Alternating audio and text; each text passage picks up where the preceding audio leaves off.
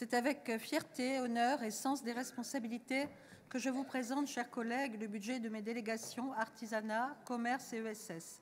Ce budget a vocation à accompagner le développement de l'économie de proximité et à soutenir nos TPE, nos artisans et les entreprises de l'ESS.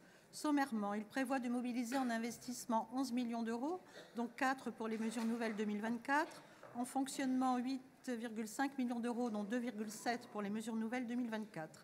Sur l'économie sociale et solidaire, nous portons depuis 2023 une nouvelle politique régionale qui embrasse les évolutions du SRDE2I et permet de mieux répondre aux besoins des entreprises du secteur. L'année 2024 sera ainsi une année de plein déploiement des nouveaux dispositifs régionaux. Des délibérations seront d'ailleurs proposées à vos votes lors de cette séance plénière. Comme pour les entreprises classiques, les aides régionales génèrent des effets leviers très importants sur d'autres interventions financières. 3 nouveaux dispositifs d'aide ont été votés en 2023. Invest, l'aide à l'investissement. Business, l'aide au fonctionnement pour la création des premiers emplois. L'INSO, l'aide au développement des entreprises de l'ESS existantes.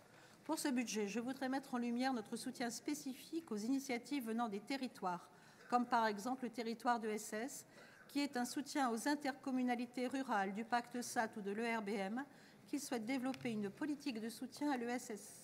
Enfin, la région apporte un soutien financier aux territoires habilités par l'État dans le cadre de l'expérimentation Territoire zéro chômeur de longue durée. Sur l'artisanat et le commerce, nous sommes en train de travailler à une redéfinition des politiques au regard des nouvelles orientations du SRDE2I. Plusieurs modalités de soutien ont été validées dans le courant de l'année 2023. MOBI, l'aide à l'acquisition et l'aménagement du véhicule de tournée.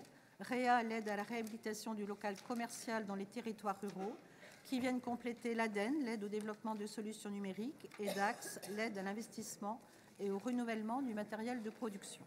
Ces aides permettent ainsi d'accompagner les très petites entreprises, en particulier dans les territoires ruraux, dans leurs projets d'investissement. Je mets également en lumière le soutien spécifique aux communes retenues par la région dans le cadre de l'appel à projets centre-ville, centre-bourg. La région peut soutenir financièrement les nouvelles communes labellisées sur la période 2023-2027 sur le volet développement économique, l'aide au financement de managers de centre-ville, à la réalisation d'études ou à la mise en œuvre. Je vous remercie.